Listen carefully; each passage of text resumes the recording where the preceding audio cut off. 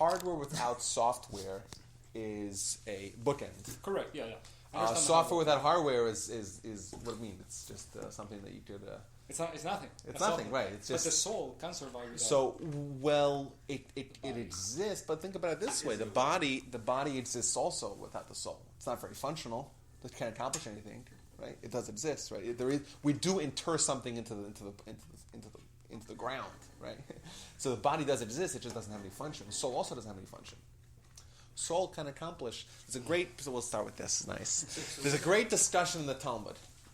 The Talmud talks about this fellow whose name was, they call him Antoninus, which is Marcus Aurelius Antoninus, who became the emperor of Rome. Marcus Aurelius Antoninus, in the year 161. And at the end of the 2nd century of the Common Era, a very pivotal time for the Jewish people. They had just undergone, obviously, the destruction of the temple. The Romans are in control. The Jews are scattered. The central authority is somewhat weakened. They had this fellow by the name of Hadrian. Hadrian was a really, really bad guy for Jewish perspective. Hadrian was from the year 117 to the year 138. He was the emperor. And he made all the rules against circumcision and Shabbat. And they made it very hard for the Jews to exist as a nation. You teach Torah publicly, you get executed. Think about it. That's very constricting.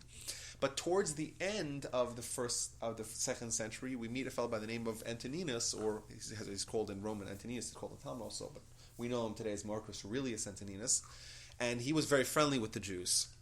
And in fact, the Talmud recounts conversations that he had with the great Jewish leader of the time, also very famous, someone by the name of Rabbi Judah the Prince, very famous person and very pivotal figure in Jewish history because he was the one who codified the Mishnah. He's the one who organized the Mishnah. So the Talmud has these very interesting dialogues that they had, these philosophical arguments that they had. So the first time it records, it says like this. Antoninus says to Rabbi Judah the Prince, the rabbi, the body and the soul could each self-exonerate themselves. Right? Man dies. Man committed who knows how many heinous sins over their life. Now the body and the soul are separated. And each element, each half of those of that duo, each half could say, "I'm not responsible for the sins." Blame the other. Exactly. So it says the body says to God, "Hey, I didn't sin. Look at me. Since the soul left me, I'm lying like a rock on the ground, totally useless." The soul sinned. To go to the soul, and the soul says to the Almighty, the soul says, "Hey, lonely, I didn't sin. Without the body, look at me. I'm like a bird flying in the air." I'm just totally useless. I can't do it. I can't do anything since the body sinned.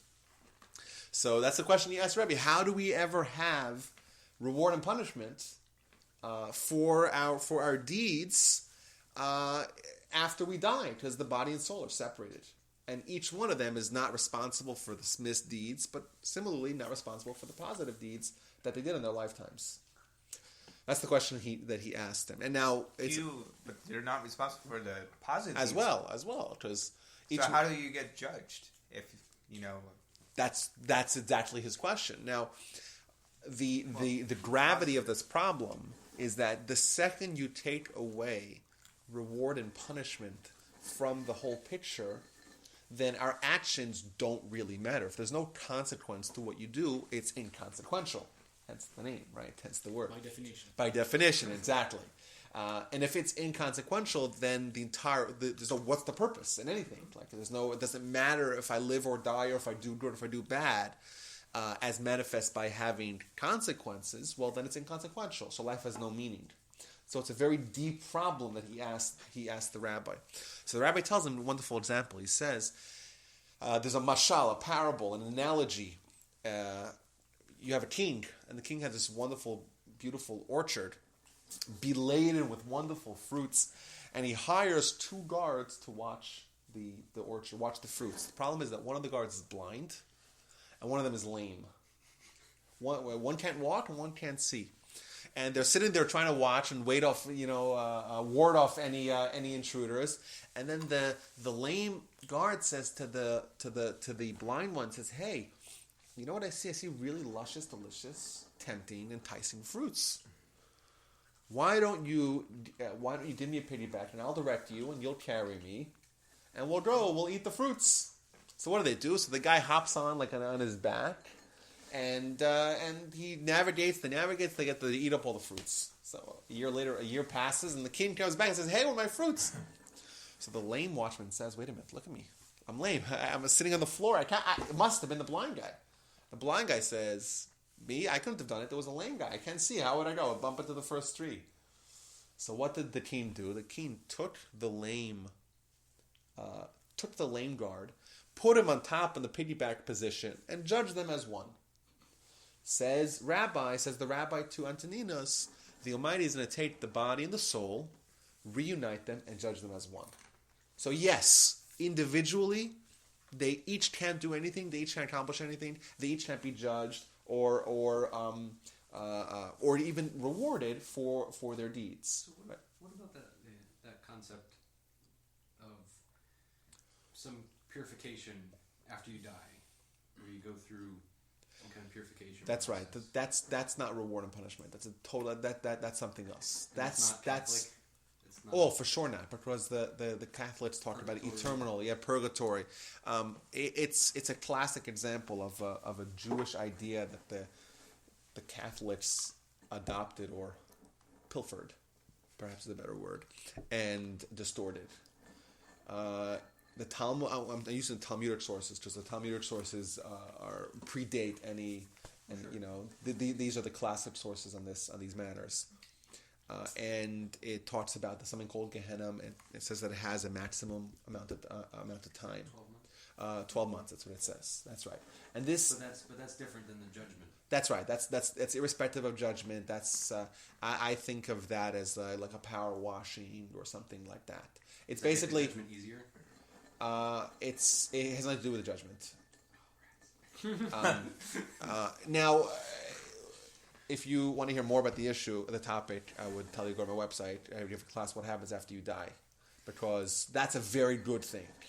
Everyone has blemishes in their soul. No, not everyone, with the exception of if individuals like Moses we're going to meet in this week's parsha, and the great individuals. Everyone has some sort of flaw.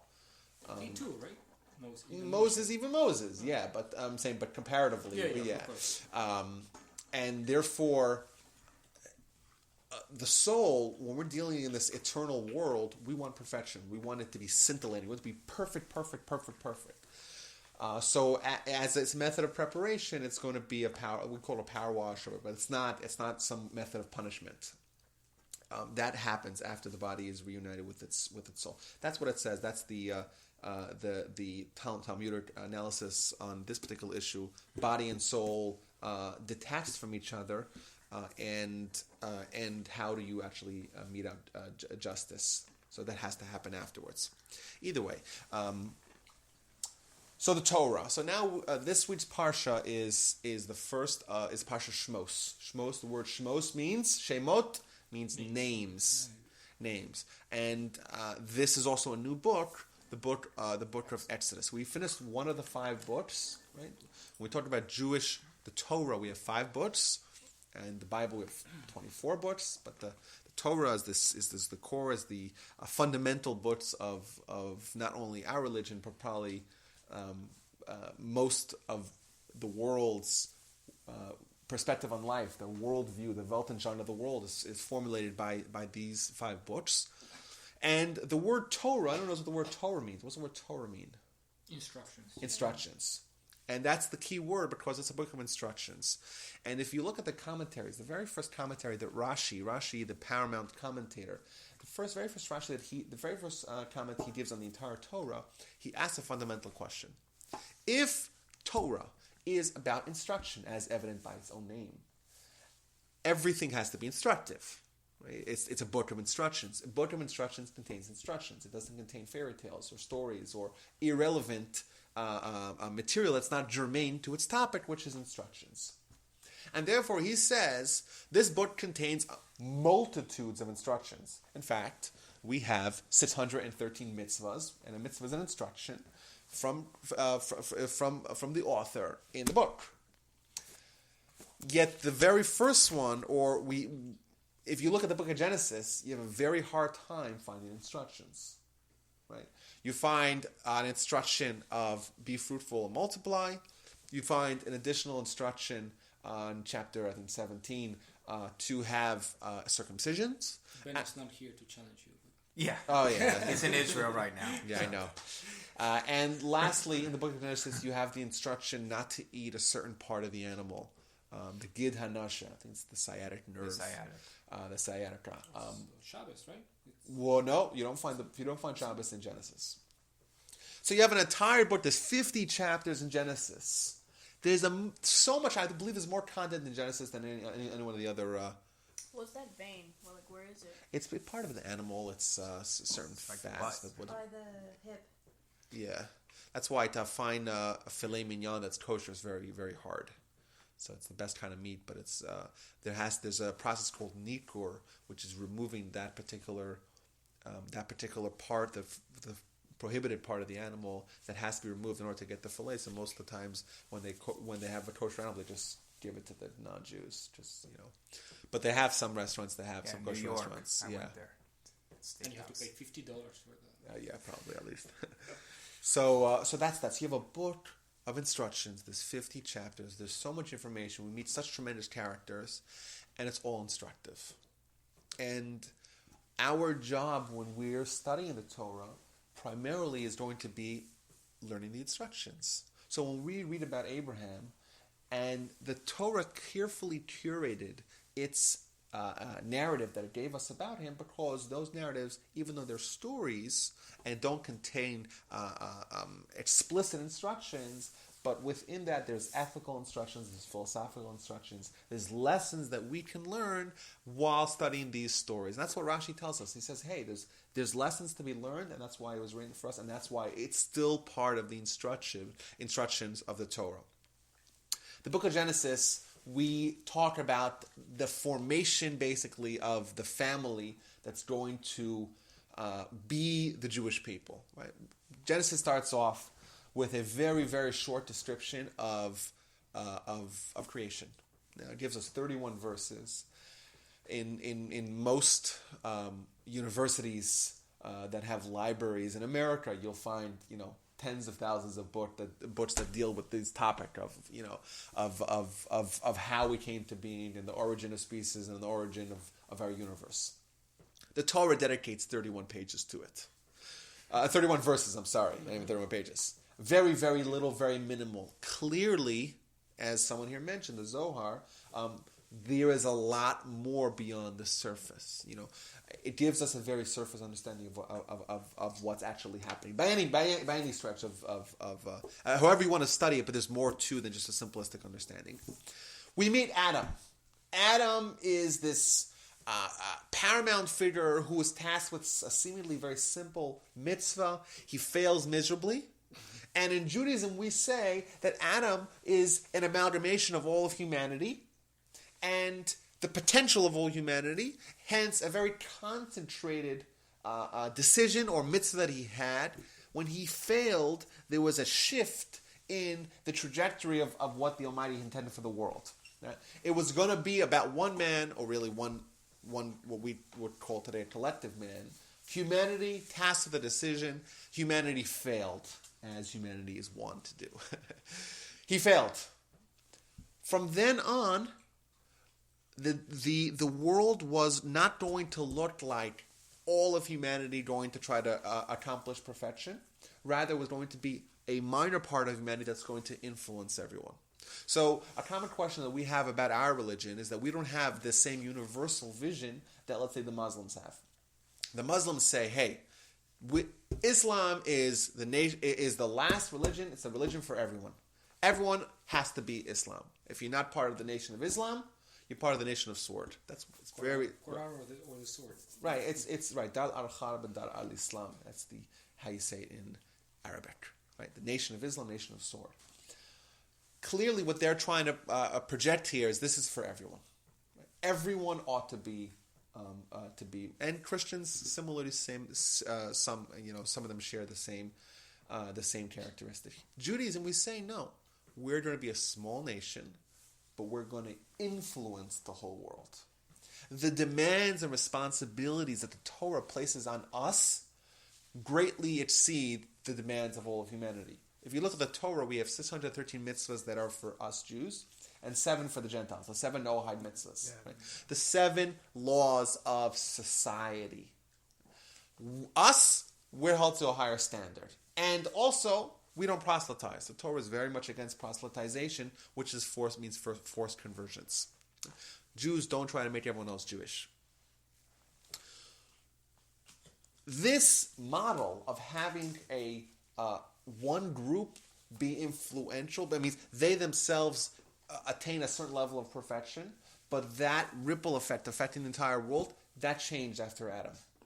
And the Almighty says, I'm going to leave the opportunity open for anyone, any individual, any nation to accept that mantle responsibility, to accept the responsibility of being the people, or being the individual, the family, the people that's going to be God's ambassadors in the world, teach the world about morality, get the Torah, and eventually change the world to belief in God.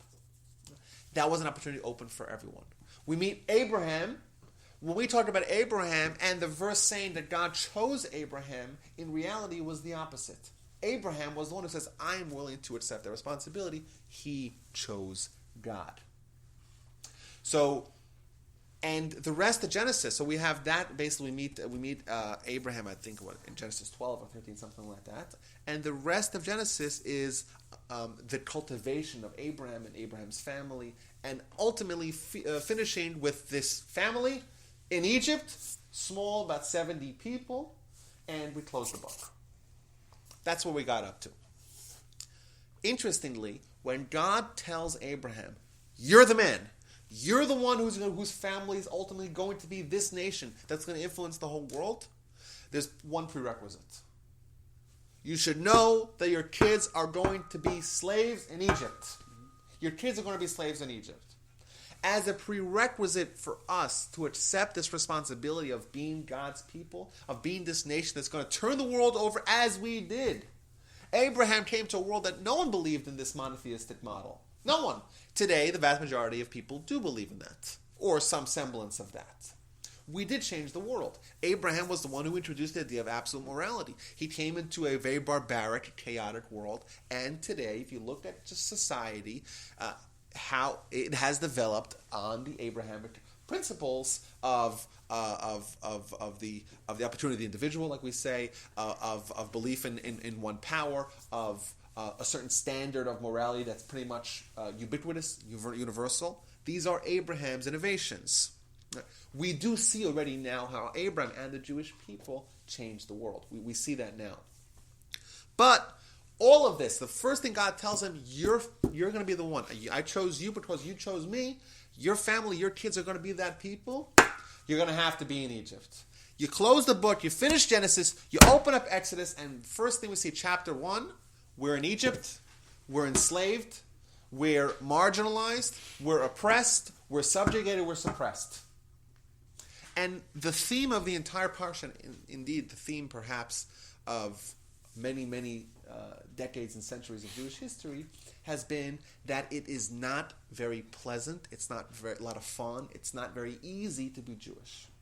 You're going to be oppressed, you're going to have a difficult time, you're going to face endless persecution, you're going to be marginalized physically, economically, socially, and the storybooks of history are littered with examples of the mistreatment of Jews. And I think that, as the theme of the parsha, one of the two themes, one of the two central themes of our parsha is obviously the idea of exile, the idea of us being suppressed and having the exile of Egypt, obviously, but Egypt being a microcosm of a bigger influence or theme that we've had throughout our 35 years, 100 years of history, where you could go from the Egyptians and then you go to the Babylonians and what they tried, or even the Assyrians, even earlier, what the Assyrians tried to do to the Jews and how they slaughtered the entire kingdom of Israel, and the 10 tribes are lost from then. The Babylonians, the Persians tried to destroy us, the Greeks and the Romans we know. The Christians, we have, Lord knows what happened to us over the past 1,000 years with the Christians. And as recently as this past century, we know that we have constantly been the target of derision, of course, but of annihilation attempts, and it's there hasn't been a break, and that's something we have to really examine. That's the theme of the parsha. It's a theme of our religion. Think about that. Abraham is being told, you are going to be God's people, but you're going to be in Egypt, and you're going to suffer greatly, your kids. Why is God not giving us kind of a little bit of an easier way to go? But when Abraham talked to God first, right? Yeah. Lech Lecha, Mm-hmm. he didn't mention this, right? It was after some time that No. No, he mentioned it.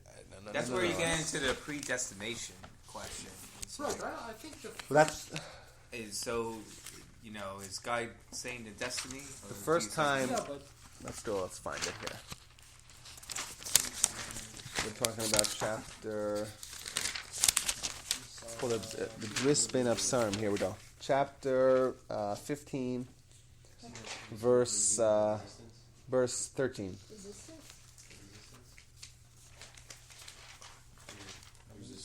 Jews that were trying to escape. Verse 13. Oh, Verse 13 of chapter 15. Camp, and they had like a rat, and they like And their this little one guy was like, could we be a little less chosen?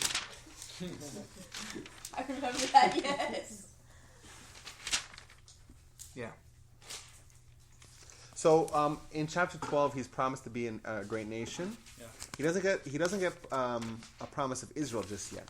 In chapter 15, verse 13, and the Almighty said to Abraham, you should know with certainty that your offspring shall be aliens in a land not their own. They will serve them, they will oppress them for 400 years. But also the nation that they will serve I shall judge, and afterwards they will leave with great wealth. And then chapter 17, we have another promise, which is 17. no, but it says here, God 4. said to, 4. 12. If you look 12.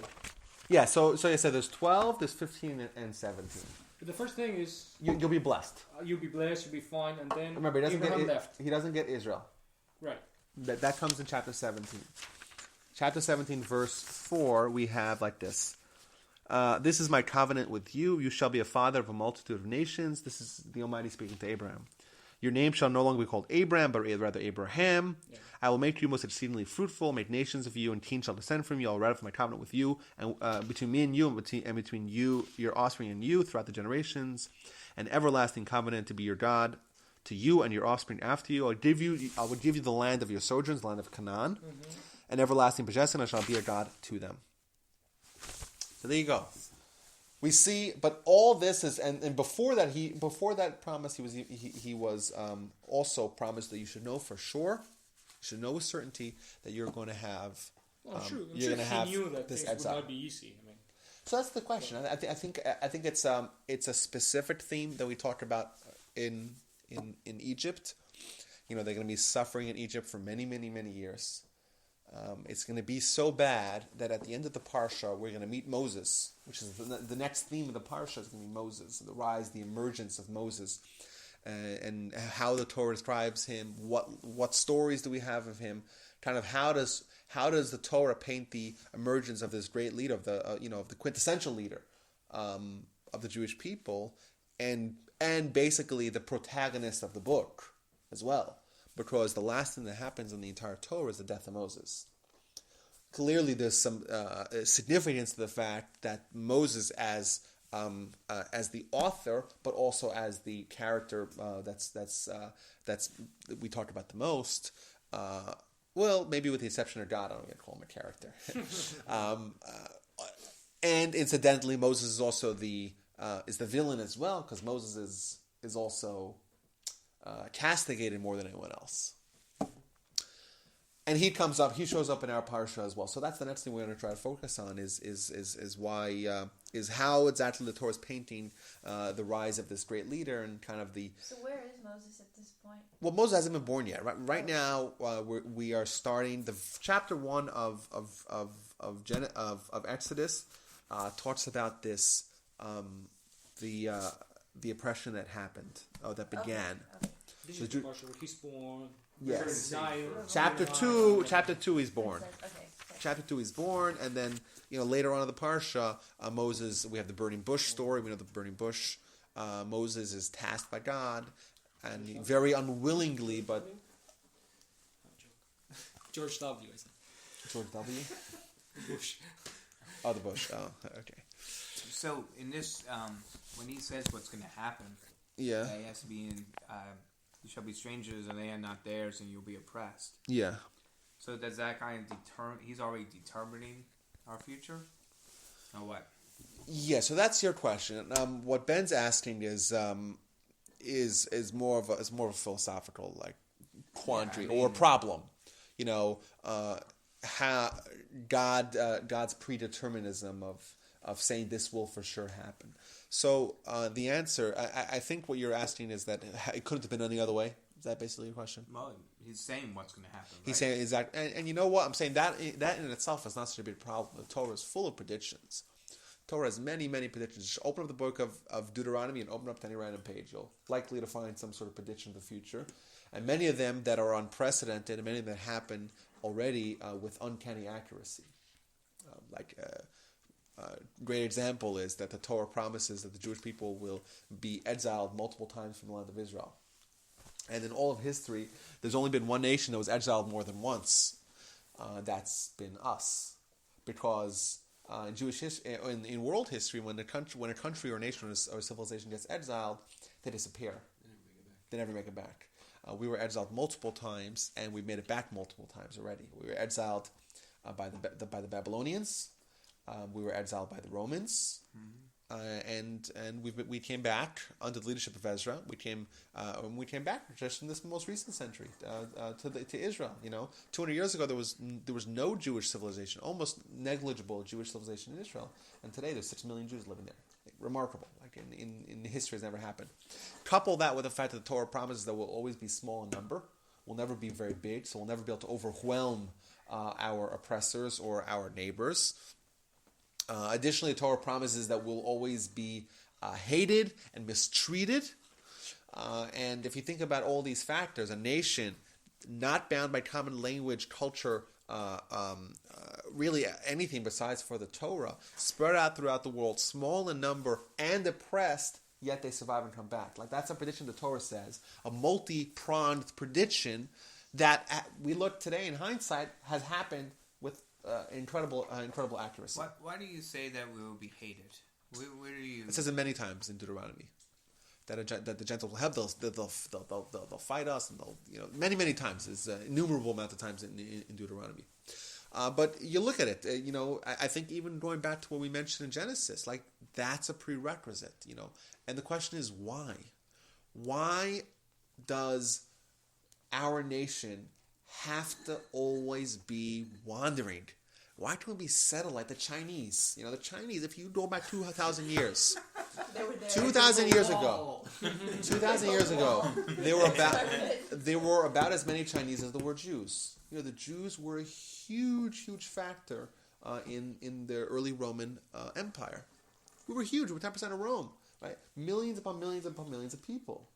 We were dynamic. And we had about a comparable amount of people as the Chinese did. And look at us now. We haven't really moved up. Like, we went maybe from 10 million to 15 million over 2,000 years. Why? Because of endless oppressions, pogroms, inquisitions, and Holocaust. That's what happened. That's the reason why. Constantly oppressed, never settled. When you're not settled, you have a hard time flourishing. Right? We were bounced out of France, Portugal, Spain, obviously Germany, Russia. We were severely marginalized. Every country, in England, the Jews weren't allowed to live in England for 500 years. Shakespeare, in all likelihood, never met a Jew, because the Jews were not allowed to live from the 13th to the 18th century. We're only living in England. But he wrote very nice things. Yeah, exactly. Yes. Clearly from lore, from legend. Yeah. Poetic license.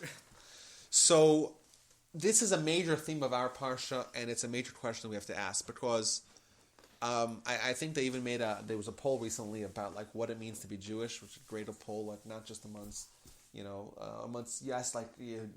schoolers. What does it mean to be Jewish? What does it mean to be Jewish? To Jews or to Yeah, or what's important? As I don't remember the exact wording of the survey. Wait, to Jews. And more than anything else, the people identify with the Holocaust and the state of Israel. I think those were 1, 2 as important things to believe in or to take pride in. I don't remember the exact words. That is how we're defined as a nation, And if you look at any century, pick a century, right? There has been many, many cases of Jewish mistreatment. Now you'll say, oh, the Jews are mistreated because they're so successful, right? Or, well, that's not true. Just any kind of rationalization that you give to try to explain why the Jews are mistreated, there is another example of a case where that cause is not in effect and the result is the same. The phenomenon of Jew hatred, of Jew mistreatment, is ubiquitous. It's across every continent, and it's been around for thousands upon thousands of years. It's the magnitude or the degree. Thank you. Is also unprecedented, and the reasoning is seemingly lacking.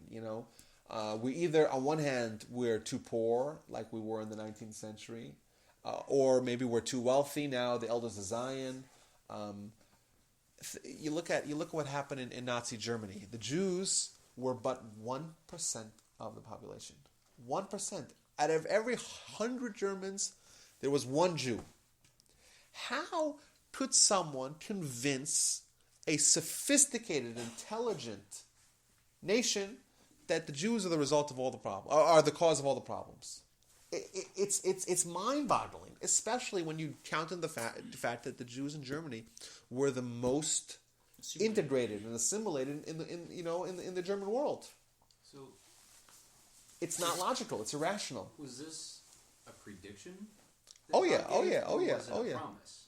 Like, is he purposefully stirring things up and getting people to hate his own people, or is it something else that it's he's not? I think it's both. It clearly is a prediction because it's outlined as such, but I think it's both, and I think that's a legitimate question. Wait a minute, being hated is obviously something that we don't want to be. Obviously, being unsettled and being constantly moving from place to place is something which is unfavorable. But there's for places sure. where God says, "I'm going to do this because I want to test you." But okay, so you'll say like that. Test. Well, there are people saying that these oppressions and so on, the result of that is that you get again this Jewish unity. So it has a purpose, right? I mean, it's very hard to think of the Holocaust stuff. Better ways of doing that. Well, but when you try to rationalize, right, this hatred and so on, there are people arguing that that's a way for Jews to unite. When there is no external force, they tend to assimilate. And when you have this force, then they get together. So people. Yeah, I just Also, think there's ways of what setting up did Hillel challenges say that would Not unify so The people guy that aren't so before he evil. said, "This is the main law," and then go learn the rest of this. Mm-hmm. He said, That you dislike, don't do to someone else. "No." That's what he said. Well, I mean, he said that too, probably. But he said, Da'alach sani l'chavrecha lo sa'abid. All In the rest is Aramaic. commentary. yeah. As he said in Aramaic. Well, what was the first thing he said? All the rest is commentary before he said that. I said, Da'alach sani l'chavrecha lo sa'abid. That's what he said. That you dislike, don't do to others. Yeah. Which is a formalization of you should love your fellow as yourself. So by saying that, maybe it happened because you didn't appreciate or even care for your neighbor. And in order for you to do that, something bad has to happen to him for it to get your attention. What happens with the makes sense. tens of thousands of students of Rabbi Akiva, right? That's 24,000. 24,000, yeah. Yeah, they died in a plague. It's terrible. Because It's they crazy. didn't- Because They didn't have unity. They had disunity. So I think this is a big topic to actually figure out why the Jews are mistreated. But first thing we could for sure to agree upon that it is clearly a present theme, and none of the reasons that are given really kind of sufficiently address the issue satisfactorily. None of the reasons or excuses that are given could explain the phenomenon. So you think this will continue? Oh yeah. Until Mashiach. Mashiach? Well, the way Maimonides describes Mashiach is that it's a realization. It's a realization where the Jewish people and their mission, and their not superiority, but their role as being God's representatives will be accepted by everyone. So yes, that will end. But one of the classic reasons given is this is in Jewish literature, is what Diego says, that in order for us to accomplish the vital missions that we need to accomplish, we have to maintain our distinctness. The Torah, this is in Genesis, God gives us a description of what the Jewish nation ought to look like. V'atem tihiyu li mamlechet kohanim v'dor kadosh. You shall be for me a kingdom of priests and a holy nation. Right? What is a priest? A priest is someone who's different. He's clergy. Dresses different. He acts different. He's different. They are on a higher spiritual level than everyone else. Right? What a priest means, leadership. Not the priests that we see in the news. No, exactly. Not those. When I say, the Torah's not talking about those kind of priests. A kingdom of priests and a holy nation. The word holiness, the word kadosh in Hebrew, means distinct, right? Separate, right? That's what we have to be. If you look at the words of Bilam, this is in the book of Numbers, the way he describes the Jewish nation at its best, Hein Am Levadad Yishkron. This is a nation that is distinct, that is alone. In order for us to accomplish, we have to be different. If we're like everyone else, right? If we're ordinary, then we're not going to be fulfilling our mission. Remember, I might have mentioned this last time. In the year 2000, they made a census. Did I mention this? I might have. I'll still say it again. They made a census in China to count how many Chinese there were. And the number they came up with had a margin of error of 48 million. So whatever number it was plus or minus 48 million. Think about it. Us Jews, what are we, 12 million, 14 million? We fit in like 8 times into the margin of error of China. Like, how are we going to change the world, right? We're so insignificant. We're 0.02% of humanity, right? Yet we're on the billboards everywhere. Yet Israel is a big deal, Why? Because that's the way the Almighty wants it. If we're in the spotlight, if we're distinct, we can accomplish what we need to accomplish. Now, so we have to thank the UN then. But that's a good question. Being distinct, you could be distinct in one of two ways. Either because you're a model of society. Who makes the front pages of any newspaper? Criminals, people that are really bad, or people that are really good? The people in the middle don't make it. Yeah. That's who makes it. We're going to be the front pages. Our choice is going to be, are we going to be the light into the nations? Everyone's going to come and look to us for inspiration, for leadership, for moral guidance. Or if we neglect our mission, we're also going to be on the front pages of every newspaper, but that's because we're going to be the object of everyone else's derision. That's what it is. The end is the same. Jews teaching the world about God. When were we in the front page of newspapers saying that we are the times of David, times of Solomon? We look at that's the Jews at their heyday. It's been a while. It's been a while. No. Yes, at collectivization. I have to see a paper saying, perhaps, look at what the Jews did. During the times of David and Solomon, they didn't accept converts because the Jewish people were everyone just looked up to them. They had it all, and then they were worried of insincere converts because there was the question of how could King Solomon marry the... That's also yes. There But was a great Jewish publisher named Louis B. Seltzer, who was asked why in the front page of your newspaper are always Jewish characters. He said, I'll tell you, Rabbi, it's because Jews is news. Jews is news. This story that there are 2 Jews that they meet in the subway, and one is reading this Nazi magazine, this anti-Semitic kind of thing. And the other one is like, "What are you doing? You're reading that thing?" Yes, because if I read this, we have all the power, we have all the money. If I read our thing, we have a problem with the shul. We need money for this. Yeah, exactly. Sick. So Yeah, so that's so. This is, and I think this brings up a point that you were mentioning. Ben has a problem with the end being predetermined. The truth is, philosophically, the destination has been predetermined. The Torah says this is what's going to happen. The Jews will be the people that teach the world about God.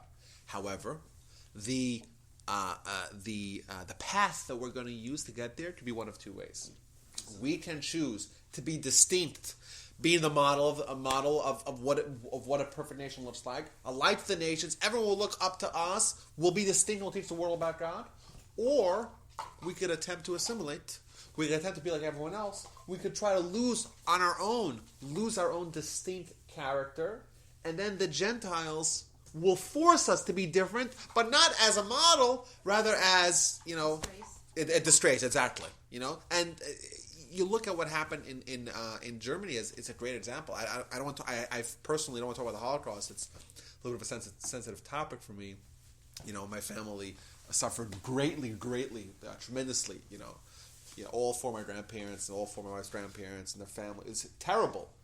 But if you're just able to zoom out philosophically for a second, you see that in Germany the Jews tried to become like the Gentiles more than any society, more than any other society in the history of in Jewish history. What about and specifically, US? What about Jews no, the Jews in Germany, the Jews in Germany, come on. Jews in America?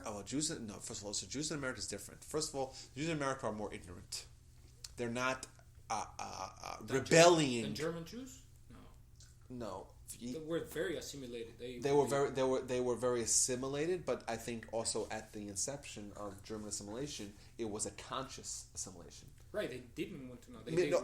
Yes, exactly. As opposed to Jews in America are just, they're born and they're ignorant. They never have exposure. That's number one. But I also think even pound for pound. What do you mean? This is a very enlightened. Yeah, of course. I'm saying. But your average Jew in a public school who just knows that his parents are Jews, and that's like.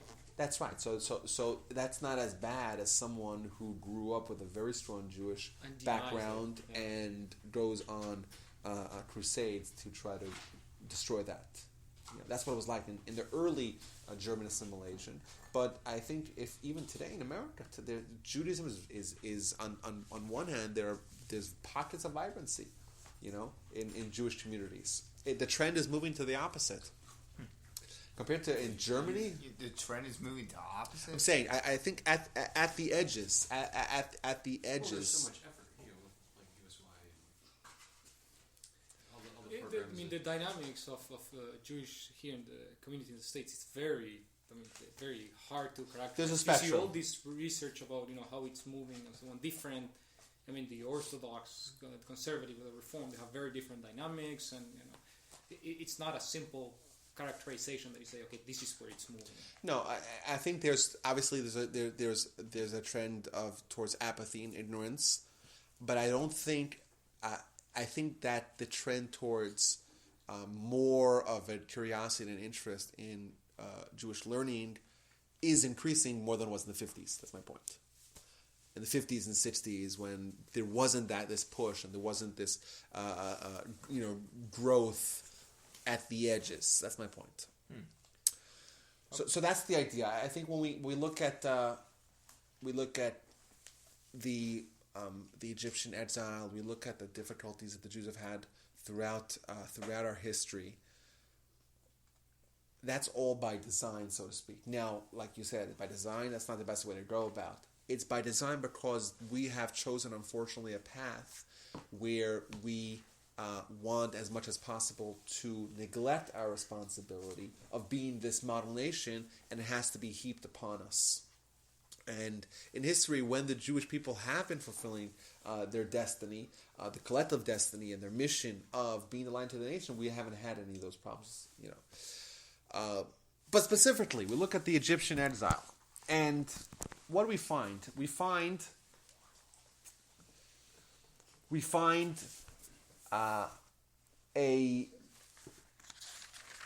if you look at verse, I'm looking in Genesis. I apologize. I'm like, whoa, what's going on here? You look at right at the beginning. These are the names. Look at verse 10. Come, let us outsmart it, lest it becomes numerous, and it may be, etc. The plan for the subjugation, the oppression, the enslavement of Jews began very. It was very clever. There was a lot of cunning involved.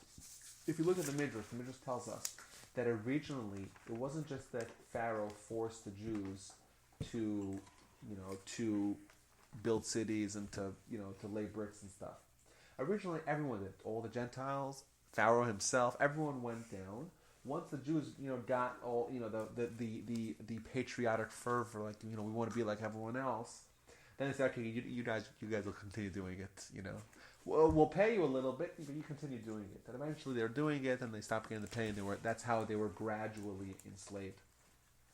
And I think that the parallel for us today is if you look at the models of where the Jewish people have had these same kind of interactions with the non-Jews, there's always a gradual build-up. We talk about the Egyptian exile, so we think of it as, okay, the Jews were enslaved, and then we think of it primarily as a physical manifestation. Rashi tells us very interestingly that there were really two exiles. There was the physical subjugation. You were enslaved, you got to work. And then there's the mental or the spiritual, the psychological manifestation. And this had to happen very smartly. If you're going to take a nation, these are the descendants of Jacob. These are very clever people. These are very determined people. This is a group of people that has a lot to be proud of, a lot to be admired. If you're going to force them to become enslaved, not only physically but also throughout, to be subjugated to the mentality of the Egyptians, you'd have to do it very smartly, very gradually. We look at today. Today in America, we're very happy to be Jews in America. We have the opportunity to freely practice our religion. It's a very good place to be alive in history, for economic reasons. There's relative peace and stability. It's a very, very good place for Jews to be living, especially when you just compare it to our most recent stops, in the trails of Jewish history.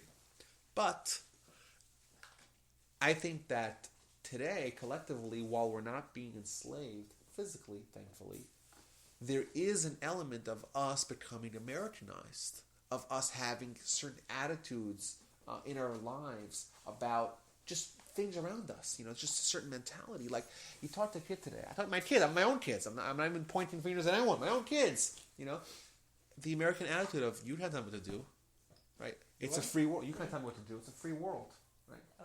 The Torah is about guiding us, about giving us boundaries, about giving us rules, right? Why? Because the Torah wants to make us perfect people. That's the Jewish attitude. It's not a free-for-all. No. You look at the Torah, there's rules everywhere, right? But in America... Yeah, these Americans. Argentinians are different. No, but in America today, we suffer from the American mentality, and that's what our kids go through this as well, where we have a resistance to the authority. Right? You can't tell me what to do, and don't limit me. I want to have all the options on the table. That perspective is antithetical to Judaism. Why? Not because Judaism wants to micromanage our lives. Judaism wants to make us as to have vibrant lives, to have the most productive lives. However, if you don't have any inhibitions or any you're not grounded, you're not going to be able to succeed at everything in life. That's what the Torah gives us many rules, because the Torah wants to teach us self-control. It wants to teach us how to harness our lives and our abilities, and not just spend our time wasting. And in America today, I believe that we could fairly say that this has happened to us as well. I'm sure when the immigrants came to Ellis Island, it wasn't always like this. We weren't always Americanized. We might have had the we were Russianized. Whatever we were, but we came here and we today gradually have become Americanized, and that's a problem. So at this point in Egypt, it could have looked a lot like the Jewish nation looks now in America, where prosperous and they were in fact at the lowest possible, the 52nd level. What is it? 49th level. 49th level, purity. right? They were at the lowest possible level in Mitzrayim. Yes. What that means, I don't know exactly what it means. Well, There's Where 50 are we- level where- of purity that you're Yeah. talking about. Right. Where This are is we- where are this is we more of now? a Kabbalistic idea. I don't know. Just find me where it says this in the Talmud. I don't like talking about this. Listen. Every Jewish school kid knows that there's 50 levels of purity and impurity. Whatever. I'm more into the show me the sources. So I think it's hard for us because no one wants to be told that you have a mentality that you're not even aware of that is detrimental to your growth and development as a Jew. No one wants to be told that, of course. right, but regardless of the levels and so on, in Mitzrayim, people were very non-Jew in the Of spiritual course, sense. of course. So do you think this is worse now than in Mitzrayim? I think it's probably better now than it was in Mitzrayim. No. But if Jews in Egypt at the time were so assimilated, then why were they seen? They as weren't. a threat? They weren't. Okay. Just like in Germany. Were they assimilated? It's not clear that they were assimilated. It's if you actually read. Let's read verse 10. Come. I only have one. Here. Sorry. Here. No, I got it. Oh, Come, step. let us outsmart it. I mean, It as the nation. Lest it become numerous, and it may be that if a war will occur, it too may join our enemies and wage war against us and go up from the land. If I told you that sentence, you would send me back to grammar school. Just think about that. We're going to outsmart the Jews because it may become too numerous, and maybe there will be a war, and then maybe they'll join our enemies, and then maybe they'll leave. It doesn't seem to be a very logical argument. And I think They're that's... making up a reason. I think it's more of an excuse. But this is what They'll happens become everywhere. They'll become numerous. There'll be a war, some unknown war. They'll join the enemies, and then they'll leave. So how is that detrimental But if they leave? This is exactly what happened in Germany, right? 1%, as you said, they were not threat to anyone. They would still be blamed This that is they- clearly not a rational argument. Clearly. It seems that there's some irrational argumentation going on over here, and I think that's very instructive. Whether or not they were as assimilated as they are in America today, the Midrash tells us very interestingly that it says that they didn't change their names, so they maintained Jewish names, Jewish clothing, and their names names, clothing, and Hebrew. and language. It seems that they maintained like a Jewish identity. And I always say when I speak about like naming your baby, you're making sure you give a kid a Jewish name, because it seems like the Midrash says that in the merit of them maintaining the Jewish identity, they still had a salvation. It seems like there's this last stop on the train of the runaway train towards total assimilation. The last thing that a Jew has to maintain, or else they're totally gone, is their Jewish identity. Irrespective of observance or learning or scholarship or anything like that, any of the kind of the higher levels of what it means to be Jewish, to identify, to be proud to be Jewish, that's what saved these people. Yeah. They still had Jewish names, they still had Jewish language, and they still had a Jewish look to them. That was the reason why they still had that at a bare minimum. Yeah, babes. Yeah. That was right. Why they were redeemed. That's why we're redeemed, exactly. What were we saying before? After I lost my train of thought, as usual. Yeah, so it doesn't seem like it's a rational But I think approach. it's rational. It's not fact based, Yeah. but it's still rational. The rational is they are growing. They have high rates of Fertility. birth, right? Fertility. They will become numerous. They And could they're go, maintaining since a they distinction. maintain their distinction. They could It's go. like what we hear. Rational It's very distinction. rational, but it's not fact based. I mean, there are assumptions that are wrong, and these things. But Yeah, but it seems like it is going to prey with an E on people's fears rather than Yes. a fact. Mhm. So it's the kind of thing that if you give a scapegoat, or if you want to make up a story about a people or an individual, people will believe it if it just corroborates what they previously believed. if you happen to be someone who disliked Jews already, comes along someone who says, hey, they're the cause of your terrible economic situation. If you already have, now you have an excuse to hang your hat on. Little wars, right? Yeah. Now you have an excuse to hang your hat on. Like now it's a rationalization, or it's a way to rationalize what you previously believed, but didn't have anything, any support to justify it. Okay, so there's that. So, and I think for us, we perhaps should maybe critically examine our attitudes. The Torah, remember, the Torah is not telling us stories for nothing. It's telling us the detail of how the Egyptian persecution and oppression began, because there's lessons for us as well, even though we're living many thousands of years afterwards. For us today, living in America, it's very likely, very possible, that we're under the influence of American culture in a similar way that the Jewish people were transfixed or were bedeviled by Egyptian culture as well, and that affected them. Again, and they might not have known it. We look at I think the Sunday being an off day. So we have 2 off days in the weekend. We have Saturday and Sunday. So how is it characterized? Well, you wake up late. You put on your bathrobe. If you don't have kids. Right. Yeah. You go get the paper. Right. You put on the cartoons. You get some coffee. Like, I feel like Sunday in America has impacted what Shabbat should look like for us as Jews. It's an off day. It's an off day. When in reality, Shabbat is not a day. It's a day of rest, yes, but not a day of just of total removal from humanity, from society, of vegging. I'm exhausted at the end of a Sunday. Yard work and housework. Yeah, that's when you have to do everything. Right? You look forward to Monday. Go back. When you come from vacation, We just had winter break. Yeah. It's exhausting. To be with the kids, and yes. It's not vacation for the parents. But yeah, Sunday's Yom Rishon, right? Yeah. It's the first day of the week. That's right. That's where you have to start working. Okay, so let's try to move on. I want to dig in. I want to get to Moses a little bit. How much time do we have here? We have huh?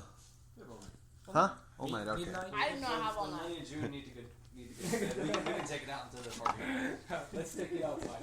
Take it outside. So I'll get my jacket on. So we see verses 11, moving on, we see exactly the detail of the enslavement. Mm-hmm. Pharaoh undergoes a plan or endorses a plan of infanticide, killing babies. Why? Because he's worried that the babies don't come to redeem the people. It seems to be spiraling out of control to madness and megalomania. And then, chapter 2 starts off with 2 very bizarre statements. A man went from the house of Levi and took a daughter of Levi. We have a marriage. A marriage of who? A man. To who? A daughter. Mazal tov. What's the problem? There's something missing in the verse. What's missing? Who are these people? The Torah almost never does that. Why is the Torah giving this anonymous introduction to Moses? Verse number 2. The woman conceived, we don't know her name, and she gave birth to a son. Also, we don't know the name yet. Well, we'll know his name a little further. What do we see? The Torah is telling us the birth of Moses. We mentioned this last time. I just wanted to come back to it. Redemption happens from very unlikely sources. We talked about Judah and Tamar, and David and Bathsheba. And I found also another reason that will make you even more happy. Because I found in this book a reason that he says something very interesting. He says that we think of big things that happen. Like if you want to change the world, what do? You write an article, an op-ed. You call a press conference. You start endorsing on the radio. Like that's how we think. We think there's big lights, there's spotlights. This is the idea that changes the world. In Judaism, the things that change the world are the things that happen very, very quietly, very modestly. No one's watching.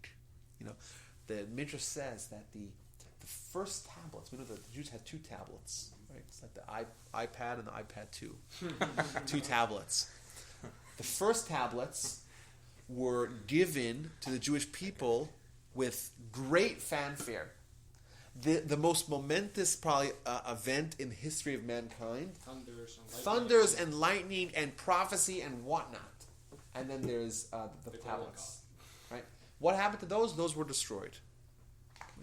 The second tablets are the ones that had endurance. Those were the ones that they were just Moses went up quietly, no fanfare, there was no noise, there was no there's no billboards, no nothing.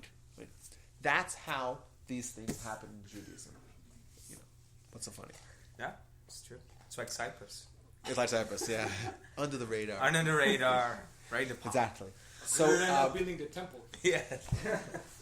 So perhaps the reason why the birth of Moses is shrouded with this anonymity, because the Torah wants to tell us it's no one knew what they want. It's like, oh, this is the leader, and he wasn't crowned as a leader. It doesn't happen like that. There's no cookie cutter, from day one. Moses, his life story is very bizarre. You know, he's Jewish, but he grows up in the house of Pharaoh. Eventually, he gets exiled. He disappears from the map for 60 years. From the ages of 20 to the ages of 80, we don't know anything. The Torah doesn't tell us anything about him. The Midrash gives us lots of stories. He became a king in the land of the black people. That's what it says. Pretty interesting. It seems to say he went to Africa and became a king that was a leader, toured the world. We don't know what happened to him.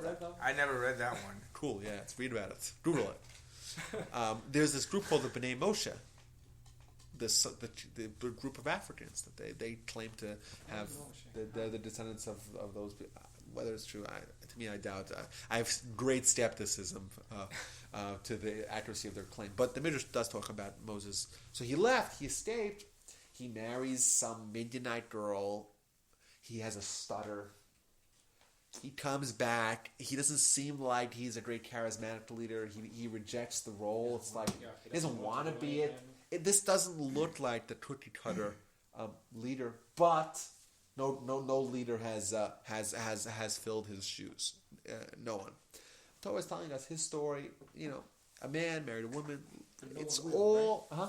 No one will. Yeah, of course not. Okay, so what happens? She sees that he's good. So he's born, and she sees that he's good. Look at verse number 2. The woman conceived and gave birth to a son. She saw that he was good, and she hid him for 3 months. So what did she see that was good? So there's a very interesting Rashi that says that when Moshe was born, the entire house filled with light.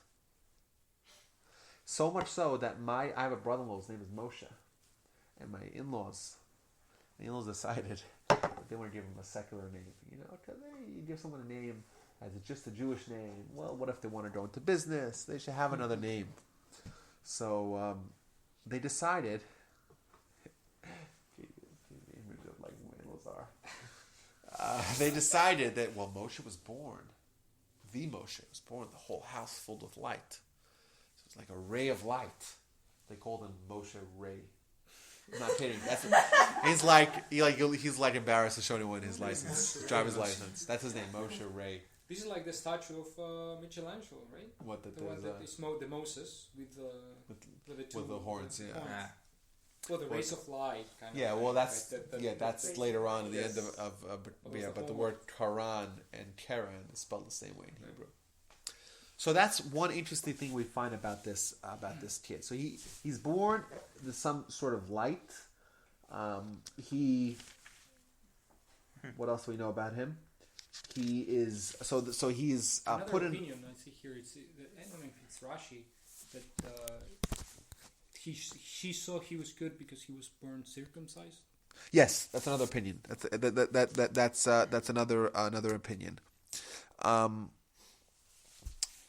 They put him in a box. Why? Because there's a decree that says all babies, whether they're Jewish or even Egyptian, have to be thrown in. All male babies have to be thrown into the water.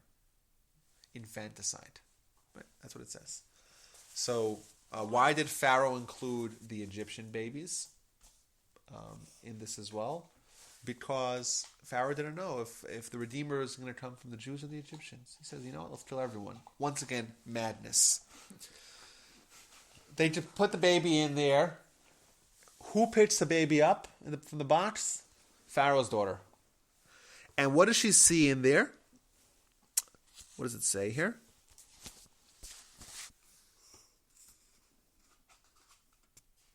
She opens it and she sees him. Rashi says that she sees him is a reference to the Shekhinah. She saw something was special. She had a certain spiritual sensitivity to understand that there was something special about this baby. What else? She's a brand new baby. What are you going to do? You got to bring him to have him fed. What do you do? So you go to the store and buy formula. Is that what you do? Really? No, you end up with midwife. you end up with You have to have a midwife. Otherwise, baby will die. So she takes him and she brings him to the midwife, and the child refuses to eat. Not going to eat.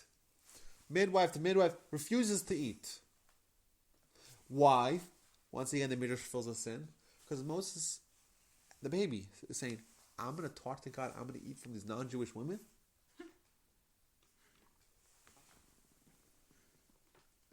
It seems clear that Moses was destined for greatness, even as a baby. Yes, the story starts off with anonymity, of course, but there is this perspective that this kid is going to be something special, and what exactly means that he refused to suckle and said, "I'm gonna eat only from a Jew." He ended up eating with his own mother. I don't know. But clearly, Moses had capabilities. Moses had an opportunity to be this great leader that he ended up fulfilling, something that we probably can't accomplish. Now, Maimonides... Things that come from a non-kosher animal are non-kosher. That's right. So milk that comes from a human. Well, first of all, who says human's not kosher? That's an It's assumption. not. Right? Is it? Where the Torah says you can't... Torah says that...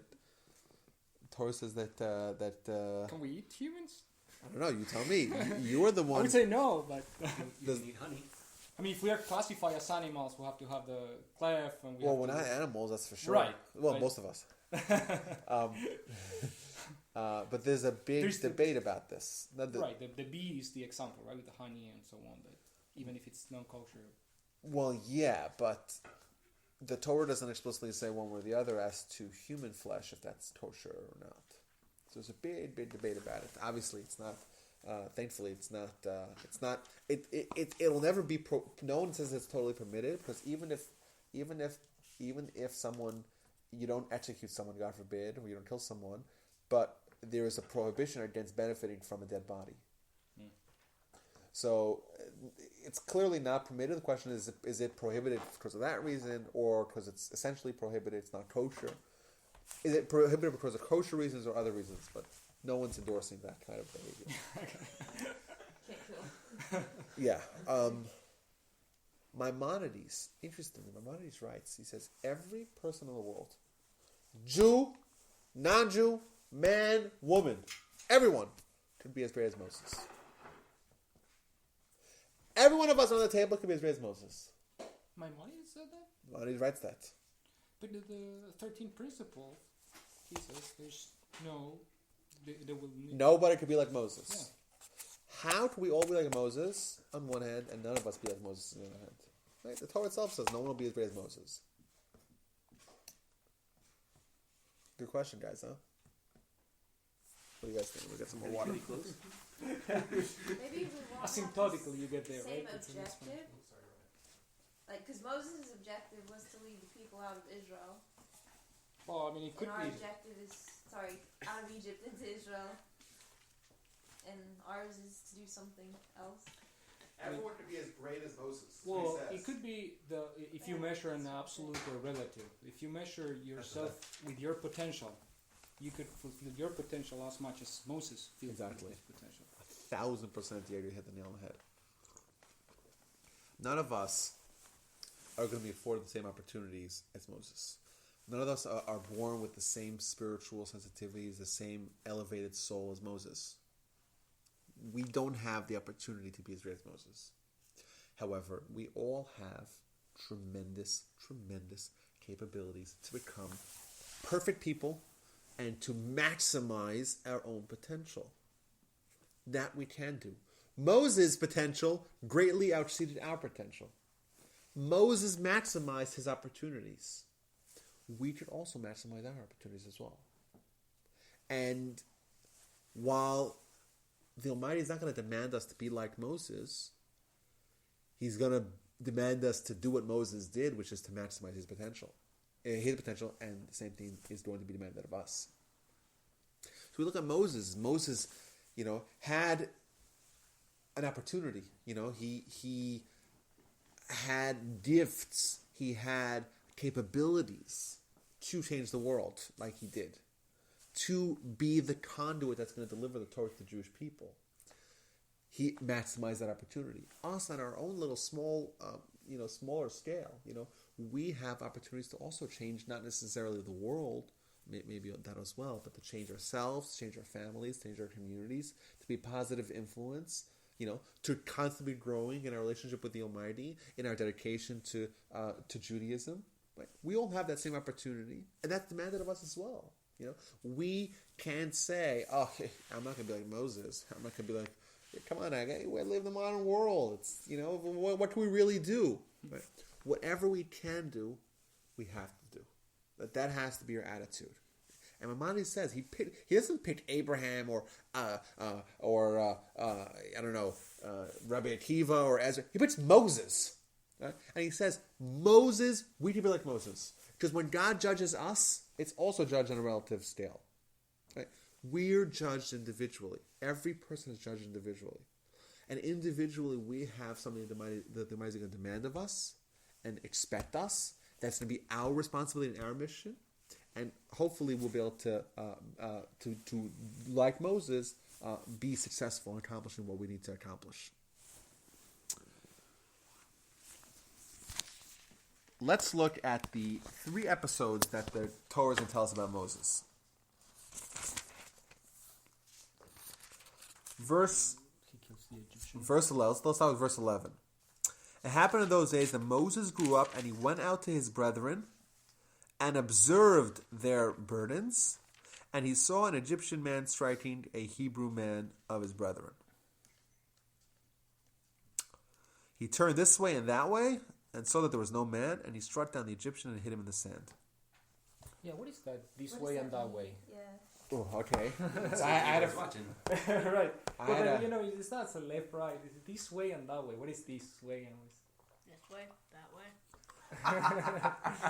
Right, that's So what probably it seems, the simple understanding is basic understanding is that he looked, made sure no one was watching, and killed the guy. That's not the whole story. I know. I think that's probably what the simple understanding, which we like to, with simple understanding is usually the closest to being the accurate understanding. I had a friend of mine in yeshiva who told me a very nice interpretation of this verse.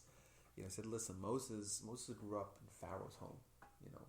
He had dual allegiances. Mm-hmm. On one hand, he was a member of the he was Jewish. Obviously, so he knew he that. looked at his two... He looked in this way and looked at it and saw that there was no man. Mm-hmm. He looked at his Jewish side. He looked at his Egyptian side. And he saw this is not a man. You gotta choose your allegiances. You have to have an identity, a singular identity. Go ahead. Besides the princess and her maidservants, did the actual Pharaoh know? Not so clear. It's not clear if he knew or not. It seems like he might have known. I don't know for sure. I don't know if that answer has been conclusively clarified. Given. Yeah.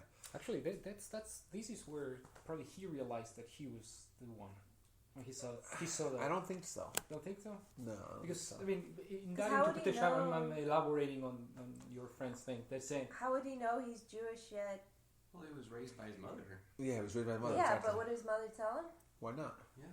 Well, so he was fully raised by his mother.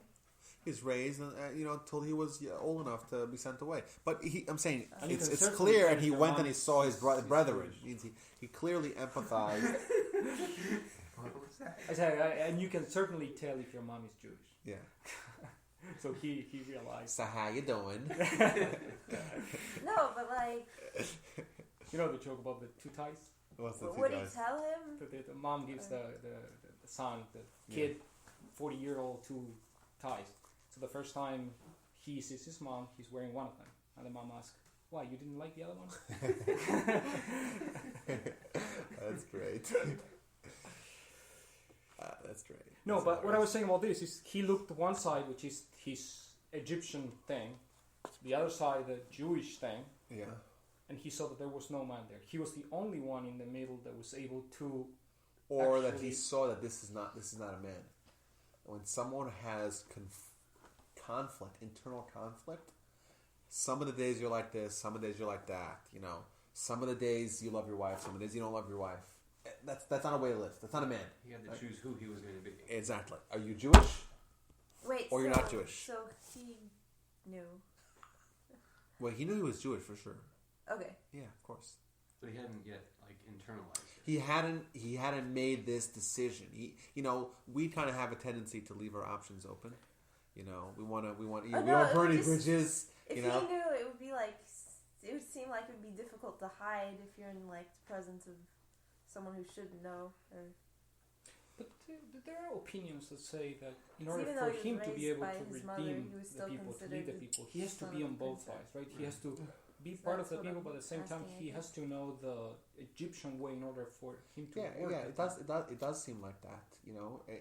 I don't think it's a coincidence that he was uniquely positioned to be an interface between the Jews and the Egyptians. He went to Pharaoh. He walks in. He obviously knew his way around there. No.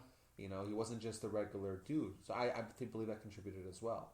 Because in this situation, he could have used his Egyptian political Clout. clout to send that guy to Send So he the guy did. to So jail. let's examine the verse because I want to quote something that's gonna play into what you're saying here. Let's read it again here. It happened in those days. Moses grew up. So Moses grew up means he became an adult. According to the Midrash, he became 20. He's 20. 20. And he went out to his brethren and observed their burdens. He saw something, and he saw an Egyptian man striking a Hebrew man of his brethren. If you look at the Hebrew version of it, it says the word "and he saw" twice. Vayar, and he saw b'sivlosa. Vayar ish mitzri. It says he saw the word and the words "and he saw." It says that twice. So the Midrash asks, what did he see? It's not just that he observed; he saw something specific. Let me read. I took a picture of it today, so I can share it with you guys. To remember to quote it. So the Midrash asks, what did Moses see? Sorry. Here we go. What did Moses see? Rabbi Elazar, the son of Rabbi Yossi HaGlili, says he saw the load, a big load, on a small person. The slave was small. The little slave was schlepping a huge load. The load, a small load on a big person. The load for a man, the workload for a man on a woman. The workload for a woman on a man. The workload for an old person on a young person. And the workload for a young person on an old person. And Moses abandoned his stature. Moses was a prince in Egypt. So, the princes don't deal with the petty slaves. But yet, he went and he was trying to help them. And he would make believe that he's trying to help Pharaoh. And he would tell Pharaoh, hey, it's not efficient. You have maximum efficiency. You should give people a job that they're capable of doing. Says the Almighty, continues the Midrash. Listen to this critical line. Says the Almighty, you abandoned your dealings. I'm quoting the Midrash. You abandoned your dealings and you went to see the suffering of Israel and you treated them like brothers. This is the Almighty speaking, I will leave the upper realms of the spiritual world and I'll speak to you. The Torah tells us this one episode. Remember, we know very little about Moses. Just doesn't tell us much about Moses. Similarly, Abraham. We meet Abraham at the age of 75. We don't know what happened to him before that. It doesn't say it in the Torah. Well, we do know because the Midrash fills us in. But we don't know the Torah. The first story it's telling us about Moses is this tremendous empathy that he had with his brethren. He saw them suffering. He saw them suffering and he saw their pain. But not only that, he saw specifics. He saw the load of a big person and a small person and a big person, a man and woman. He saw all the details. He cared. When you care, right, to care and to empathize with someone else, it means to actually feel what they're going through. It's not just, most of us, we're very much self-centered. So it's very hard for us to notice that someone else is not doing well, is having a bad day. I have a remarkable thing that happened to me over the past week ago. I was in Canada for winter break, and my father-in-law really wasn't feeling well. I was staying with my in-laws in Toronto. So father-in-law he had a flu. He wasn't feeling well, and he's a trooper. My father-in-law. So he decides he's going to mincha to pray at the shul. Mincha, even though he's not feeling well, he barely could walk, and so it's fairly large shul. It's not huge, but it's big. There's probably 100 people in the room, or maybe 50 people in the room. It's not like it's just 5 people, and they have a young, energetic rabbi there, and the rabbi called him up after davening and says, "I saw that you weren't feeling well. Is everything all right? You weren't, what?" Now he sits all the way at the back of the shul, like he, and I was so impressed with this rabbi that it's prayer, so you're busy. There's 50 to 80 people in the room, and you notice that someone you speak to, you notice that someone's not feeling well. Like that is a tremendous example of living for someone else, of not just thinking about what you are, what you're doing, to see someone and to notice the details, to notice that someone's not feeling well, or to notice the specifics of why is this slave having a hard time? Oh, he's a big guy and he's carrying a small load, and that's a schlep. To have to carry a toothpick, across the room is frustrating. And this is a man who's doing laundry. I don't want to get that discussion, but a man's doing, I don't know, let's avoid that. A man is doing something that's intended for women, whatever you decide is intended for women, you fill in the blank, and a woman's doing a man's job, like she's schlepping heavy stuff. That way, that could go over that. That won't fly. He notices the specifics. The Torah is telling us this is Moses. Moses, the leader. What do we know about Moses? What's special about him? He cares and notices every little bit of everyone, even the people, the lower people, And says the Almighty, this is the reason why I chose Moses. This is why Moses had the unprecedented prophecy. This is why Moses is greater than anyone else. This specifically, this ability to. It's okay. Continue. Doing his beard. I like that. He's mocking me. Yeah, I know. This ability to get out of your own shoes, to see the world in someone else's view, to think about what someone else is going through. How many times are we going through stuff in our lives and no one notices? And say, "Oh, it's such a hard day at work," to try to get some empathy. Something like that. The greater you are in Judaism, the more you're able to, or the more that you're going to empathize. Right? There's a story about the Chafetz Chaim. I heard the Chafetz Chaim, the great Rabbi Israel. The word for that is empathize. Empathize. That's right. Empathy. Put yourself in somebody else's shoes. That's right. To feel what someone else is going through. They didn't have shoes, right? In Mitzrayim, they were using the sandals. To put yourself in someone's clogs. Chafetz Chaim is a great rabbi. Died in 1933. So he found out about. He was in his 90s.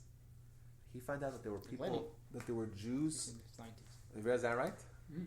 He's in his 90s. You're in your 90s? 90 in 3 months. Wow. I've been 3 months into my 90s. Fantastic. You stay strong. Make it to 110. 120. 120. Yeah, 110 is enough. For me. I make it to 110 and then we'll talk, okay? We reconvene in 20 years. I'm 120. Yeah, is that, well... I never heard the 110. Okay, well, I'm whatever. A minimalist. A lower bound. Yeah, 110. You want to take 110? I would, yeah. Okay, I'll take it. Well, I'm older. There's gonna be life extension. Yeah, but 110. 500 years. But 120 is because of Moshe, right? Moses lived to 120. My grandmother lived to be 100. Oh, wow. And her mother, my mother, lived to be 103.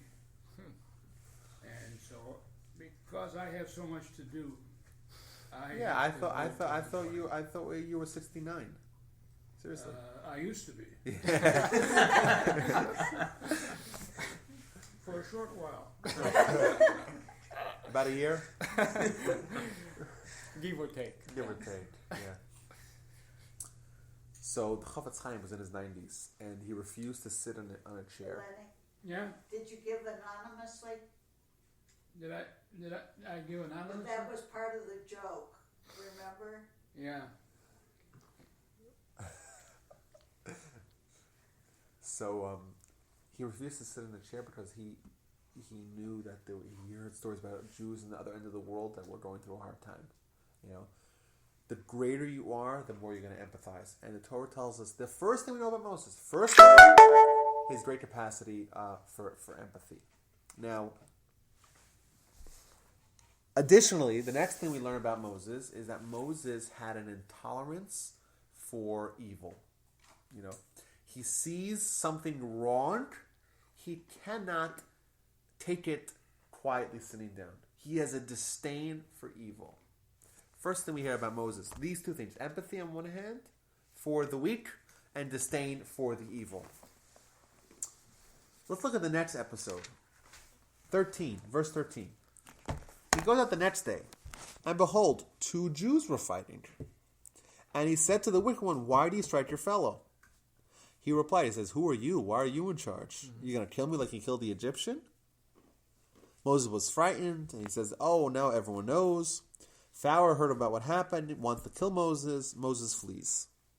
And he sits by the well. That's episode number 2. What do we see? We see 2 people fighting. If I see 2 people fighting, I go the other way. Right? If you see a fist fight breaking out, you don't want to get anywhere close to where the blows could land. Huh? Place your bets. Place your bets, yeah. Well. Get some popcorn. Yeah. The big And that's what does Moses do? Like, you see 2 big tough guys slugging at each other. He says, "Hey, wicked one, why are you hitting your fellow? What's he getting involved? Like what the Torah's telling us this story? Like, why is the Torah telling us this story? I think perhaps it's along the same lines. He sees someone getting pummeled, and when you see someone suffering, if you empathize, if you have this quality, you can't just abandon them. You can't just say, "I'm out." Additionally, he sees an antagonist, or not an antagonist. He sees the bad guy, and he says to him, "Why are you so bad?" Like, he blurts it out, so to speak. He's like, "Wicked one, why are you hitting your friend?" He had such an intolerance, such an incapability to just take. He just had to say, "Why are you doing this?" Like, to him, it was so anathema to have to hit someone else, to physically hit someone else. How do you do that? He says, once again, that's the second time we see that these 2 themes are true as well. And episode number 3 is he's in Midian, and he's waiting by the well. The minister of Midian had 7 daughters. They came to drew water and filled their to feed the father's sheep. Shepherds come and start up with him. Once again, he sees someone who's being oppressed, and he sees someone who's oppressing. Moses gets up and saves them and waters their sheep. 3 stories as an introduction to Moses.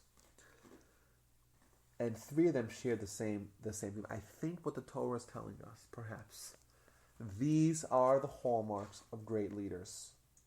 Great leaders are people that are incapable of dealing with something that's bad. And I think it's not just, we think of it in a spiritual sense. I think you talk about the great business leaders. What is the hallmark of a great business leader? That they do not settle. If something is wrong, if something is not ideal, if something's not perfect, you got to innovate. When Google came around, they said we're going to have a better search engine. I was like, what do you mean? The search engines today are 80% good. Like, why do we need a better one? Web crawler. Yeah, Alta Vista. Like, why do you need something better? Enough, yes. Ask Jeeves, right? Even Yahoo, right? But no. They said we want it to be perfect, and every great business leader you're going to bring to had the same thing. that there was something extant or something existing, and they came and they wanted to make it better, and they just had a refusal. They didn't take it quietly. They didn't take it quietly where something is not perfect or far from perfect. Moses sees something wrong, he reacts. It bothers him, it irritates him when he sees evil. On one hand. On the other hand, Moses has a great capacity to empathize with the specifics of the pain and suffering of the people that he encounters. He is so unselfish, so to speak. He sees the world from other people's shoes. He's able to imagine what life is like for other people. Right? That is the other hallmark. And that's the Torah telling us. And coming from a palace too. Where you have seem to be more so, you would more likely be more self-centered. But there is also an alternative interpretation of those two stories. Those two hallmarks of leadership. Yeah. The first one is that he protects his people from external threats, which is the Egyptian hitting it, and the other one is it helps the internal to be united, the Jewish people to be united. So those are the two. And what about the story of the daughters of? Yeah, that's true. But as the individual, I have a great story from my grandfather. It's somewhat of a famous story, so you've heard it. I apologize. He says that there was this rabbi in Europe who someone came to him and asked him the day before the busiest day of the year for rabbis has traditionally been the day before Passover. Because Passover is a day where there's so many different laws and so many. You got to have the matzah, and there's no chametz, and there's all the food, and it's a very busy day for rabbis. So the rabbi gets knocked on the door on Erev Pesach, the day before Pesach. You looking for a clock? A little after 9, honey. And the rabbi tells and the guy writes down on the door. When he opens the door, sees one of his constituents there, and he says, "Guys, Rabbi, I have a question." Well, what's your question? I want to know if you know that during the Seder night we have the 4 cups of wine. What's the law with using instead of 4 cups of wine? Can I use 4 cups of milk? The rabbi thinks about it. He goes to his books and he says to him, "No, but here's some money. Give him some money. Go get yourself some. Get yourself." The rabbi's wife is there, and she's like, she sees what happened. She sees what the guy asked, sees what they answered, and she sees how much money he gave him. Says, "Wait a minute, Rabbi, tell me, why did you give him so much money? He needs a bottle of wine. So give him some money. You gave him a lot more money than a bottle of wine." So the rabbi told her, says, "I know that this guy would never have milk and meat in the same meal. So from the fact that he's asking me that he wants to have 4 cups of milk for the meal, he doesn't have meat for the meal either. I could deduce that. Therefore, I gave him enough money for not only for wine, but also for the meal." So my grandfather used to say the story as, this is a model of someone who doesn't just see the surface of the people that they encounter, but they're able to dig much deeper, and they think about life from this person's perspective. When you encounter someone, who has an issue, has a problem, what are you going to do? Are you going to say, "Okay, how do I get out of this with the cheapest amount of money?" Or like, you have to delve in, or the great people, they delve into other people's lives and try to figure out where are they coming from, what are they really going through. To truly empathize is the hallmark of great Jewish leaders. I think that, we talk about Moshe so much. Moses is going to be in every page now, the rest of the book. He's going to fight for the Jews again and again. He's going to give vision for the Jews. He's going to be the prophet. Every mitzvah that we have is called Torah Moshe. It's the Torah of Moshe. I'm sorry, you need another drink. I don't know why I'm so thirsty. We go to Chaim? Water. Oh, I didn't bring. Oh, I thought you were. So what? Too much Cyprus. Give me a drink here. So one question, because I thought Aaron was the people's guy. Right? He was the empathizer kind of thing, right? Did Moshe change with time? Okay. Cynical. Well, because Moshe had to, as a leader, you have to be tough. Yeah. You have on one hand this great empathy, but also you have on the other hand this disdain for evil. If you're going to be an effectual leader, you're going to have to stand up to people. Mm-hmm. You're going to have to take stands on issues. You're going to have to do things that are unpopular. Yeah, no, I understand that. But Moses he was less changing with popular. time. Was less popular Yeah. than Aaron, but Moses, he superseded him as leader for sure. So I'm saying your question is he like was this. the empath here, like Yeah. he empathizes and so on and so forth. But I mean, then when the story develops, Aaron is now the true people guy. When he was in what is it, Midian? Yeah. Where this kind of leaves him, he's off to a kind of a great start. He rescues the beautiful princess and all this kind of stuff, right? But then when we see him again, he's taking care of the sheep. It's like almost something happened in between, and maybe he gave up. Maybe he's a different person at that point. I don't know. Well, we're gonna meet in the end of the parsha. I don't want to take you guys too much over everyone's bedtime, but in the end of the parsha, we're gonna see the third probably the most fundamental characteristic of Moshe, and that is humility. And that is that he doesn't take any credit for himself, selfless, not going to be demanding of any honor. Seemingly, he's trying to run away from it. And the Torah itself testifies that Moses is the most humble man that ever lived. So yes, that's the third element of I think the overarching themes that the Torah tells us about him. And for sure, Aaron is called Ovis Abrius Umakarvan Torah. He loved everyone, and he was a peacemaker. Aaron Compromise to a fault. Compromise to a fault. Yeah, if you look at the story of what happened with the golden calf, it seems like he was not being that tough love that Moses was, and then that was a detriment. But still, the Torah is telling us that Moses had a tremendous capacity for empathy, with the disdain for evil, and ultimately also with this incredible humility, and that's important for us to know. And the Torah tells us these stories because we're going to know a lot about Moses, but also as models for us. If you want to say, "Hey, I want to become a better person," like take on these 3 things. Like you can say, "Hey, when I see something evil, it bothers me, it irritates me, it hurts me, it pains me." Like to not brush it off, to have things make an impact on me. Like that's a way to start. To try to model ourselves after a little bit in a small way, a little bit like Moses, to be leaders in our own right. To empathize with other people. You see someone, like try to think when you meet someone, you encounter someone. What are they going through? Ask yourself the question: how can I help this person? It's just a random person on the street, or your coworker, your colleague, your friend, your cousin, your wife, anyone that you meet. What are they going through? How do I help them? How do I break a little bit out of my own self-centered little cocoon and see what someone else is going through? Right? That's a very healthy exercise. And additionally, we have to know, anytime you grow any stage in Judaism, in any area, especially in character development, right away, almost immediately, you're going to be hit with a tremendous urge to become haughty and arrogant. It's like, the day you go on a diet, you almost automatically going to start belittling the people that are spending too much time in the candy aisle in the grocery. It happens almost automatically. And yesterday you were with them, but today I made a decision. Now I got to look down on everyone else. That's a very natural reaction.